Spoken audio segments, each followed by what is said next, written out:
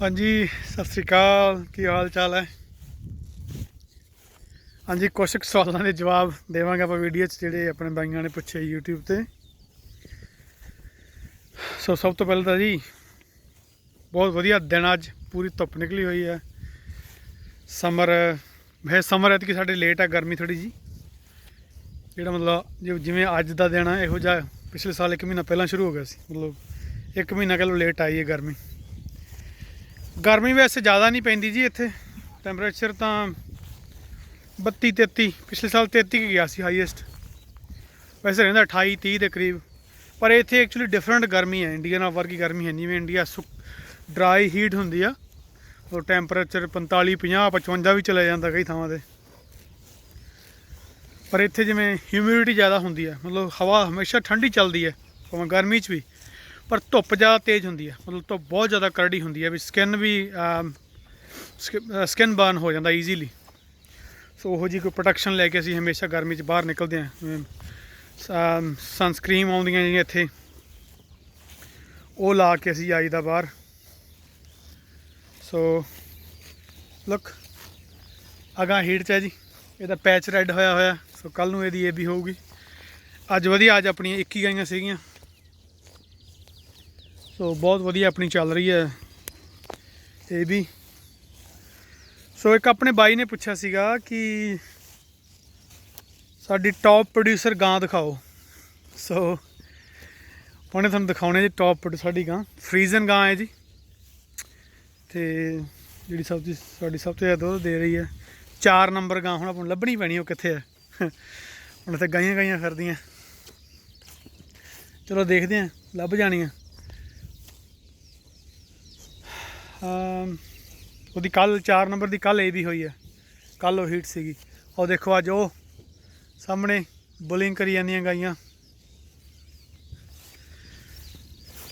तो एक अपने वीर ने पूछा सी कोई इंडिया, वैसे नवीं गल मैनूं सुनन नूं मिली, कोई इंजैक्शन आउंदा है वो लिखे लेवा वड्डा कर दिंदा पशु का, महीने तो सून तो महीना पहलां ला दो। फिर इत्थे न्यूजीलैंड च कुछ नहीं लाउंदे असीं। पहली गल तो मेरे हिसाब नाल तुक ही नहीं बनता, क्योंकि कारण की है, दुध जिहड़ा प्रोड्यूस करना ना, वो लेवे दे विच जिहड़ी एक मैमरी ग्लैंड्स आ, उन्हां ने मतलब एक बहुत जटिल प्रोसैस है दुध बनाउण दी, जिहड़े अंदर चलदी है। लेवा वड्डे होण नाल की हो जाना, जे एक्चुअली नैचुरली ही पशु ने दुध प्रोड्यूस करना मान लो, तो वो लेवे ने अपने आप ही एक्सटेंड हो जाना। जो दुध एक्सट्रा होया तो लेवे ने होर वड्डा हो जाना। मेरे हिसाब नाल जे इहो जिहा कुछ आर्टिफिशियल करन दे नालों तां जिहड़ा उहदे लेवे दा नैचुरल साइज़ आ उही रहण दिओ। क्योंकि शायद तुहानूं नहीं पता होना, लेवे दे विच एक लिगमेंट, मतलब एक जॉइंट वांगू हुंदा, जिवें हड्डियां दे जॉइंट हुंदे आ, उहनूं लिगमेंट शायद कह दिंदे आ। जे मतलब कई बार शायद तुसीं देखिया होना इंडिया भी, जां इत्थे भी साडे कल वैसे कल की गां भेजती फैक्ट्री मीट स्लोटर हाउस। सो ਉਹਦੇ ਕੀ ਸੀ, ਜਿਵੇਂ ਜੇ ਗਾਂ ਦਾ ਲੇਵੇ ਦਾ ਲਿਗਮੈਂਟ ਬ੍ਰੋਕਨ ਹੋ ਜੇ, ਟੁੱਟ ਜੇ, ਦੈਨ ਲੇਵਾ ਲੌਂਕਣ ਲੱਗ ਪੈਂਦਾ ਥੱਲੇ, ਮਤਲਬ ਕੱਪ ਵੀ ਨਹੀਂ ਲੱਗਦਾ ਥੱਲੇ, ਮਤਲਬ ਧਰਤੀ ਤੋਂ 4 ਉਂਗਲਾਂ ਉੱਚਾ ਜਾਂ ਗਿੱਠ ਉੱਚਾ ਰਹਿ ਜਾਂਦਾ। ਮਤਲਬ ਤਾਂ ਹੀ ਤੁਹਾਨੂੰ ਕਿਹਾ ਜਦੋਂ ਦੁੱਧ ਕੱਢਣ ਤੋਂ ਬਾਅਦ ਲੇਵਾ ਉੱਪਰ ਚੜ੍ਹਨਾ ਚਾਹੀਦਾ ਸੁੰਗੜ ਕੇ। ਸੋ ਉਹ ਬੈਸਟ ਗਾਂ ਹੁੰਦੀ ਹੈ। ਸੋ ਜਿਵੇਂ ਫਿਰ ਜੇ ਹੁਣ ਗਾਂ ਦਾ ਲਿਗਮੈਂਟ ਬ੍ਰੋਕਨ ਹੋਊਗਾ ਲਿਗਮੈਂਟ, ਤਾਂ ਉਹਦਾ ਲੇਵਾ ਥੱਲੇ ਲੌਂਕੂਗਾ, ਨਾ ਕੱਪ ਲੱਗਦਾ, ਨਾ ਤੁਹਾਡੇ ਕੋਲ ਉਹਦੀ ਬਾਲਟੀ ਰੱਖ ਕੇ ਥੱਲੇ ਧਾਰ ਨਹੀਂ ਕੱਢੀ ਜਾਣੀ। सो असीं कदे भी नहीं रखते ब्रोकन लिगमेंट वाली गां। सो इस करके मेरे हिसाब नाल इंजैक्शन तो नहीं लाना चाहिए, क्योंकि जदों ओबीस है जी पहलन गां होंदी है, वो इत्थे भी दुध घट दिंदी है, ठीक है जी, क्योंकि फस्ट काविंग होंदी है, यूज टू नहीं होंदियां इस चीज़ों नूं। सो वो टाइम जिमें जिमें हुण जी मान लो आ गां है, आई थिंक ये 6 ईयर ओल्ड का ग्रीन टैग है। हुण ਇਹਦਾ ਹੁਣ ਨੈਚੁਰਲੀ ਜਿਵੇਂ ਜਿਵੇਂ ਦੀ ਏਜ ਵਧਣੀ ਹੈ, ਇਹਦੀ ਬੋਡੀ ਨੇ ਵੀ ਗਰੋ ਕਰਨਾ, ਜਿਵੇਂ ਜਿਵੇਂ ਇਹਦਾ ਪ੍ਰੋਡਕਸ਼ਨ ਵਧੂਗਾ ਉਵੇਂ ਉਹਦਾ ਲੇਵਾ ਵੀ ਵੱਡਾ ਹੋ ਹੀ ਜਾਣਾ। ਸੋ ਜੀ ਇੱਕ ਗਾਂ ਲੱਭ ਗਈ ਆਪਾਂ ਨੂੰ ਹਾਈ ਪ੍ਰੋਡਿਊਸਰ, 80 ਨੰਬਰ ਵੀ ਹੈ ਇੱਕ ਆਪਣੀ ਹਾਈ ਪ੍ਰੋਡਿਊਸਰ ਹੈ, ਫਰੀਜ਼ਨ ਗਾਂ ਹੈ। ਦੁੱਧ ਦਿੰਦੀ ਹੈ ਜੀ 38 ਲੀਟਰ ਸਵੇਰੇ ਸ਼ਾਮ ਦਾ, ਅਤੇ ਮਿਲਕ ਸੋਲਿਡ, ਮਤਲਬ ਇੱਥੇ ਮੈਂ ਤੁਹਾਨੂੰ ਦੱਸ ਦਿਆਂ ਵੀ ਨਿਊਜ਼ੀਲੈਂਡ 'ਚ ਲੀਟਰ ਲੂਟਰ ਨਾਲ ਕੋਈ ਮਤਲਬ ਨਹੀਂ, ਲੀਟਰ ਚਾਹੇ ਗਾਂ 2 ਹੀ ਦੇਵੇ, ਗੱਲ ਹੈ ਖੋਆ ਵੀ ਮਿਲਕ ਸੋਲਿਡ ਕਿੰਨਾ ਬਣਾਉਂਦੀ ਹੈ ਗਾਂ, ਕਿਉਂਕਿ ਮਿਲਕ ਸੋਲਿਡ ਦੇ ਆਪਾਂ ਨੂੰ ਪੈਸੇ ਮਿਲਦੇ ਆ। ਹੁਣ ਆਹ ਗਾਂ ਹੈ ਜੀ, 80 ਨੰਬਰ। ਠੀਕ ਹੈ ਜੀ। ਹੁਣ ਇਹ ਬਣਾਉਂਦੀ ਹੈ 3.4 ਮਿਲਕ ਸੋਲਿਡ ਐਵਰੀ ਡੇ ਵੀ ਤਕਰੀਬਨ 3.5 ਕਿਲੋ ਖੋਆ ਇਹਦੀਆਂ ਦੋਵਾਂ ਮਿਲਕੀਆਂ ਦਾ ਹੁੰਦਾ। ਠੀਕ ਹੈ ਜੀ। ਕਿਉਂਕਿ ਇਹ ਇੰਨੀ ਫਰੈਂਡਲੀ ਨਹੀਂ ਗਾ। ਜੇ ਨੰਬਰ 4 ਆਪਾਂ ਨੂੰ ਲੱਭ ਗਈ ਨਾ, ਉਹ ਬਹੁਤ ਫਰੈਂਡਲੀ, ਆਪਾਂ ਉਹਦੇ ਕੋਲੇ ਜਾ ਕੇ ਉਹਨੂੰ ਸਕ੍ਰੈਚ ਵੀ ਕਰ ਸਕਦੇ ਹਾਂ। ਸੋ ਉਹ ਵੀ ਬਹੁਤ ਵੱਡੀ ਹੈ ਗਾਂ, ਫਰੀਜ਼ਨ ਹੈ। ਸੋ ਸੋਰੀ, ਬਾਈ ਦੀ ਗੱਲ 'ਤੇ ਆਈ ਹੈ, ਉਹ ਤੁਸੀਂ ਉਹ ਇੰਜੈਕਸ਼ਨ ਵਗੈਰਾ ਨਾ ਲਵਾਇਓ, ਕਿਉਂਕਿ ਮੇਰੀ ਆ ਥੋੜ੍ਹੇ ਦਿਨ ਪਹਿਲਾਂ ਹੀ ਇੱਕ ਵੀਰ ਆਪਣਾ ਪਟਿਆਲੇ ਦਾ ਡੇਅਰੀ ਫਾਰਮ ਹੈ, ਅਤੇ ਉਹਦੇ ਕੋਈ ਗਾਂ ਨੂੰ ਮਤਲਬ ਕੋਈ ਪ੍ਰੋਬਲਮ ਹੋ ਗਈ ਸੀ, ਅਤੇ ਉਹਨੇ ਇੱਕ ਡਰੱਗ ਦੱਸੀ, ਪੈਨਸਲਿਨ ਦੱਸਿਆ, ਪ੍ਰੋਕੇਨ ਪੈਨਸਲਿਨ ਹੈ। ਸਾਡੇ ਡਰੱਗ ਆਉਂਦੀ ਆ ਬੋਬੀ ਪੈਨ ਨਾਂ ਦੀ, ਉਹਦੇ 'ਚ ਪ੍ਰੋਕੇਨ ਪੈਨਸਲਿਨ ਹੁੰਦਾ। ਠੀਕ ਹੈ ਜੀ। ਪੈਨਸਲਿਨ ਵੀ ਬਹੁਤ ਤਰ੍ਹਾਂ ਦਾ, 10 12 20 ਤਰ੍ਹਾਂ ਦਾ ਪੈਨਸਲਿਨ ਹੈ। ਸੋ ਹਰੇਕ ਐਂਟੀਬਾਇਓਟਿਕ ਡਰੱਗ, ਹਰੇਕ ਪੈਨਸਲਿਨ ਡਰੱਗ 'ਚ ਡਿਫਰੈਂਟ ਟਾਈਪ ਦਾ ਪੈਨਸਲਿਨ ਹੁੰਦਾ। ਸੋ ਜਦੋਂ ਬਾਈ ਨੂੰ ਭੇਜਿਆ, ਉਹ ਬਾਈ ਕਹਿੰਦਾ ਕਿ ਯਾਰ ਇੱਥੇ ਤਾਂ ਡਾਕਟਰ ਲਾਉਣ ਨਹੀਂ ਦਿੰਦੇ ਬਾਈ ਜੀ। ਮੈਂ ਕਿਉਂ? ਕਹਿੰਦੇ ਉਹ ਕਹਿੰਦੇ ਇਹ ਤਾਂ ਜੀ ਇਹ ਬਾਹਲਾ ਖਤਰਨਾਕ ਪੈਨਸਲਿਨ ਹੈ, ਇਹਦੇ ਨਾਲ ਤਾਂ ਪਸ਼ੂ ਦੁੱਧ ਸਕਾ ਜਾਂਦਾ।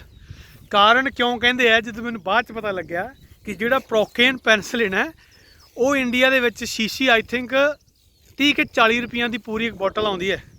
ਠੀਕ ਹੈ ਜੀ।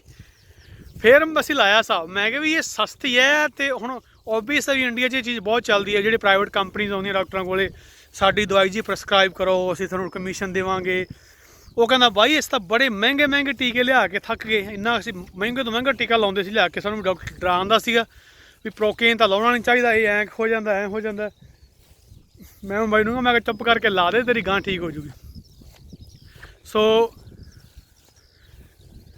ਸੋ ਬਹੁਤ ਵਧੀਆ ਉਹਦਾ ਰਿਜ਼ਲਟ ਆ। ਬਾਈ ਕਹਿੰਦਾ ਕੁਛ ਵੀ ਫਰਕ ਪੈਣ ਲੱਗ ਗਿਆ ਗਾਂ ਦੇ। ਉਹ ਬਾਈ ਨੇ ਪ੍ਰੋਕੇਨ ਅਤੇ ਸਟ੍ਰਿਪਟੋਮਾਈਸਿਨ ਦੋਨੇ ਉਹਨੂੰ ਮਿਲ ਗਏ ਸੀ, ਦੱਸੇ ਸੀ, ਅਤੇ ਉਹ ਦੋਨੇ ਉਹਨੇ ਉਹ ਗਾਂ ਦੇ ਲਾਤੇ ਆ। ਹੁਣ ਉਹ ਗਾਂ ਰਿਕਵਰ ਹੋ ਰਹੀ ਹੈ। ਸੋ ਪੁੱਛ ਲਿਆ ਕਰੋ, ਕੋਈ ਚੱਕਰ ਨਹੀਂ, ਕਿਉਂਕਿ ਬਹੁਤ ਚੀਜ਼ਾਂ। ਫਿਰ ਉਹ ਬਾਈ ਨੇ ਦੱਸਿਆ ਕਿ ਉੱਥੇ ਜਿਵੇਂ ਉਹ ਕਾਪਰ ਦਾ ਇੰਜੈਕਸ਼ਨ ਲਾਉਂਦੇ ਆ, ਕਾਪਰ ਵੀ ਬਹੁਤ ਜ਼ਰੂਰੀ ਹੈ ਜੀ, ਲਾਉਣਾ ਚਾਹੀਦਾ। ਅਸੀਂ ਤਾਂ ਇੱਥੇ ਜਿਵੇਂ ਜ਼ਿੰਕ ਬੁਲਟ ਵੀ ਦਿੰਦੇ ਆ, ਕਾਪਰ ਕੈਪਸੂਲ ਜਾਂ ਬੁਲਟ ਵੀ ਦਿੰਦੇ ਆ। ਸੋ ਮੈਂ ਬਾਈ ਨੂੰ ਦੱਸਿਆ ਕਿ ਤੁਸੀਂ, ਉਹ ਕਹਿੰਦਾ ਵੀ ਇੰਜੈਕਸ਼ਨ ਲਾਇਆ ਸੀ ਅਤੇ ਇੰਜੈਕਸ਼ਨ ਖੜ ਹੀ ਗਏ। ਫਿਰ ਇੱਕ ਹੋਰ ਵੀਰ ਆਪਣਾ ਇੰਦਰ ਵੀਰਾ, ਉਹਦਾ ਵੀ ਡੇਅਰੀ ਫਾਰਮ ਹੈ, ਉਹ ਵੀ ਕਹਿੰਦਾ ਹਾਂ ਵੀ ਉਹਨੇ ਇੰਜੈਕਸ਼ਨ ਲਾਏ ਸੀ ਅਤੇ ਉਹ ਮਤਲਬ ਉਹ ਰਿਜ਼ਲਟ ਨਹੀਂ ਮਿਲਿਆ ਉਹਨਾਂ ਨੂੰ। ਸੋ ਮੈਂ ਤੁਹਾਨੂੰ ਦੱਸਾਂ, ਇੰਜੈਕਸ਼ਨ ਨਾ ਲਾਇਆ ਕਰੋ ਜੀ। ਜਿਵੇਂ ਇੱਕ ਕਾਪਰ ਬੁਲਟ ਆਉਂਦੀ, ਜਿਵੇਂ ਆਪਾਂ ਆਪਣੇ ਕੈਪਸੂਲ ਹੁੰਦੇ ਆ ਬੰਦੇ ਦਾ ਜਿਹੜਾ ਲੈਂਦੇ ਨਿੱਕੇ, ਉਹੋ ਜਿਹੇ ਕੈਪਸੂਲ ਟਾਈਪ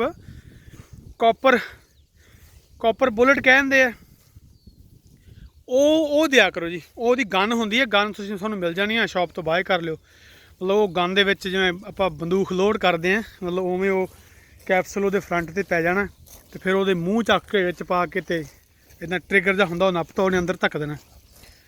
ਸੋ ਜਿਹਦੇ ਨਾਲ ਕਿ ਉਹਦੀ ਜਿਹੜੀ ਕਾਪਰ ਵੀ ਜ਼ਰੂਰੀ ਹੁੰਦਾ, ਫਿਰ ਕਾਪਰ ਦੀ ਜਿਹੜੀ ਕੋਈ ਕਮੀ ਹੋਊਗੀ ਅੰਦਰ, ਉਹ ਉਹਨੇ ਸਾਫ਼ ਕਰ ਦੇਣੀ ਹੈ, ਪੂਰੀ ਕਰ ਦੇਣੀ ਹੈ ਜੀ।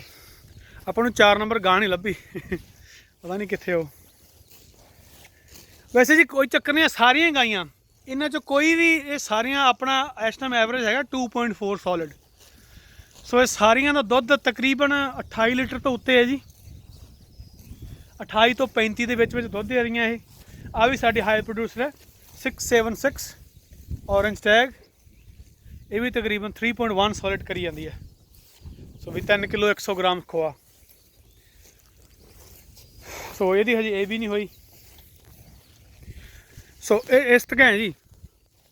ਕੋਈ ਨਹੀਂ, ਆ ਹੁਣ ਦੇਖੋ, ਆ ਹੁਣ ਘਾਹ ਇਹਨਾਂ ਨੇ, ਬਾਈ ਨੇ, ਵੈਸੇ ਮੇਰਾ ਟਾਈਮ ਨਹੀਂ ਲੱਗਿਆ, ਮਾਫੀ ਚਾਹੁੰਦਾ। ਉਹ ਘਾਹ ਦੀ ਆਪਾਂ ਪ੍ਰੋਪਰ ਇੱਕ ਵੀਡੀਓ ਬਣਾਵਾਂਗੇ ਕਿ ਜਿਵੇਂ ਇੰਡੀਆ ਦਾ ਖੱਬਲ ਹੁੰਦਾ ਉਸ ਹਿਸਾਬ ਦਾ ਇਹ ਖੱਬਲ ਨਹੀਂਗਾ, ਪਰ ਇਹ ਸਪੈਸ਼ਲ ਹੈ ਜੀ, ਇਟਾਲੀਅਨ ਰੇਗਰਾਸ, ਇਹਨੂੰ ਰੇਗਰਾਸ ਕਹਿੰਦੇ ਆ। ਬਹੁਤ ਵਧੀਆ, ਸਭ ਤੋਂ ਬੈਸਟ ਪਾਸਚਰ ਹੈ ਨਿਊਜ਼ੀਲੈਂਡ ਦੇ ਵਿੱਚ। ਇਹ ਬੈਸਟ ਕੁਆਲਿਟੀ ਹੋਣੀ ਚਾਹੀਦੀ ਹੈ। ਜੇ ਇਹਦੀ ਬੈਸਟ ਕੁਆਲਿਟੀ ਹੈ ਦੈਨ ਇਹਦੇ ਮੁਕਾਬਲੇ 'ਚ ਕੋਈ ਵੀ ਫੀਡ ਹੈ ਨਹੀਂਗਾ। ਸੋ ਆਪਾਂ ਤਾਂ ਇਸ ਕਰਕੇ ਜ਼ਰੂਰੀ ਹੈ ਕਿ ਜਿਹੜਾ ਮੈਂ ਤੁਹਾਨੂੰ ਦੱਸਿਆ ਸੀ ਵੀ ਪਿੱਛੇ ਦੀ ਵੀਡੀਓ ਬਣਾਈ ਸੀ ਵੀ ਰਜੀਜੂਅਲ, ਵੀ ਹੁਣ ਜਿਵੇਂ ਇਸ ਪੈਡਿਕ 'ਚ ਅੱਜ ਖਾਣ ਆਈਆਂ, ਅਤੇ ਜਦੋਂ ਇਹ ਬਾਹਰ ਨਿਕਲਣਗੀਆਂ ਉਦੋਂ ਕਿੰਨਾ ਛੱਡਣਗੀਆਂ, ਉਹ ਬਹੁਤ ਇੰਪੋਰਟੈਂਟ ਹੈ, ਕਿਉਂਕਿ ਫਿਰ ਅਗਲੇ ਨੈਕਸਟ ਰਾਊਂਡ ਦਾ ਘਾਹ ਫਿਰ ਉਹ 'ਚੋਂ ਗਰੋ ਹੋਣਾ। ਸੋ ਵਿੱਚ ਜੀ ਆ ਦੇਖੋ, ਵਿੱਚ ਬਰਸੀਨ ਵੀ ਹੁੰਦਾ, ਇਹਨੂੰ ਵੈਸੇ ਕਲੋਵਰ ਕਹਿੰਦੇ ਇੱਥੇ, ਕਲੋਵਰ। ਤੇ ਇਸ ਕਰਕੇ ਮਿਕਸ ਬੀਜੀ ਦਾ ਵਿੱਚ। ਸੋ ਇੱਥੇ ਵੀਡ ਵੀ ਹੁੰਦੇ ਆ, ਜਿਵੇਂ ਆ ਵੇਖੋ ਵਿੱਚ ਸਾਡੇ ਵੈਸੇ ਫਾਰਮ ਦੇ ਇੱਥੇ ਜਿਵੇਂ ਮਸਟਰਡ ਹੁੰਦੀ ਸਰੋਂ, ਹੈਜ ਮਸਟਰਡ ਵੀ ਕਹਿ ਦਿੰਦੇ ਆ, ਜਾਂ ਉਹਨੂੰ ਵਾਈਲਡ ਮਸਟਰਡ ਵੀ ਕਹਿੰਦੇ, ਜੰਗਲੀ ਸਰੋਂ। ਉਹ ਇਸ ਫਾਰਮ 'ਤੇ ਵਾਹਵਾ ਹੁੰਦੀ ਹੈ। ਸੋ ਉਹਦਾ ਵੀ ਸਪਰੇਅ ਵਗੈਰਾ ਕਰੀਦੀ ਹੈ। ਜਾਂ ਡੌਕ ਹੈਗਾ, ਥੀਸਲ ਹੈਗਾ, ਕੈਲੀਫੋਰਨੀਆ ਥੀਸਲ ਹੈਗਾ। ਤੇ ਇੱਕ ਆਹ ਹੈ ਜੀ 58, ਇਹ ਵੀ ਫਰੀਜ਼ਨ ਹੈ, ਇਹ ਵੀ ਦੁੱਧ ਬਹੁਤ ਦਿੰਦੀ ਹੈ ਜੀ। ਕਮਾਨ ਕਮੀ। ਸੋ ਬਾਕੀ ਮਤਲਬ ਇਹ ਵੀ ਇੱਕ ਟ੍ਰਿਕ ਅਸੀਂ ਫਾਰਮ ਦੇ ਕੀ ਕਰਦੇ ਹਾਂ, ਹਰ ਸਾਲ ਜਦੋਂ ਵੀ ਨਵੀਆਂ ਗਾਈਆਂ ਆਉਂਦੀਆਂ, ਮਤਲਬ ਹੈਫਰਾਂ ਪਹਿਲਣ ਆਉਣਗੀਆਂ, ਉਹਨਾਂ ਦੇ ਡਿਫਰੈਂਟ ਕਲਰ ਦਾ ਟੈਗ ਲਾਈਦਾ, ਫਿਰ ਨਿਸ਼ਾਨੀ ਰਹਿੰਦੀ ਹੈ ਕਿ ਹੈਫਰ ਕਿਹੜੀ ਹੈ, 3 ਸਾਲ ਵਾਲੀ ਕਿਹੜੀ ਹੈ, 4 ਸਾਲ ਵਾਲੀ ਕਿਹੜੀ ਹੈ। ਸਾਰੀਆਂ ਨਿਸ਼ਾਨੀਆਂ ਆਪਣੀ ਹੈਗੀਆਂ, ਮਤਲਬ ਛੋਟੀਆਂ ਤਰੀਕਾਂ ਹੀ ਹੈਗੀਆਂ, ਜੋਬ ਈਜ਼ੀ ਕਰ ਦਿੰਦੀਆਂ ਬੰਦੇ ਨੂੰ। ਮਤਲਬ ਹੁਣ ਆਪਾਂ ਨੂੰ ਉਹਦੀ ਬੋਡੀ ਜਾਂ ਕੁਛ ਹੋਰ ਦੇਖਣ ਦੀ ਲੋੜ ਨਹੀਂ ਵੀ ਵੱਡੀਆਂ ਛੋਟੀਆਂ, ਸਿਰਫ ਟੈਗ ਦੇਖ ਲਓ, ਟੈਗ ਕਿਹੜਾ ਕਲਰ ਹੈ, ਹਾਂਜੀ ਪਤਾ ਲੱਗ ਗਿਆ ਵੀ ਕਿੰਨੇ ਸਾਲ ਦੀ, ਕਿਹੜੀ, ਕਦੋਂ ਇਹ ਬੋਰਨ ਹੋਈ ਹੈ ਤੇ ਇਹ ਕਿੰਨਵੀਂ ਕਾਲਵਿੰਗ ਆ ਉਹ ਗਾਂ ਦੀ। ਸੋ ਠੀਕ ਹੈ ਵੀਰ ਜੀ, ਅੱਜ ਵੈਸੇ ਆਪਾਂ ਸਾਇਲੇਜ ਹੀ ਬਣਾ ਰਹੇ ਹਾਂ। ਸੋ ਉਹਦੀ ਵੀ ਵੀਡੀਓ ਮੈਂ ਹੁਣੇ ਜਾ ਕੇ ਟਰੈਕਟਰ ਆਇਆ ਹੋਇਆ, ਕੰਟਰੈਕਟਰ ਆਏ ਹੋਏ ਆ, ਉਹਦੀ ਵੀਡੀਓ ਸ਼ੂਟ ਕਰਦੇ ਤੁਹਾਨੂੰ ਦਿਖਾਉਣੇ ਆ ਇੱਥੇ ਸਾਇਲੇਜ ਆਪਾਂ ਕਿਵੇਂ ਬਣਾਉਣੇ ਆ। ਤਾਂ ਠੀਕ ਹੈ ਜੀ, ਮਿਲਦੇ ਹਾਂ, ਧੰਨਵਾਦ, ਸਤਿ ਸ਼੍ਰੀ ਅਕਾਲ।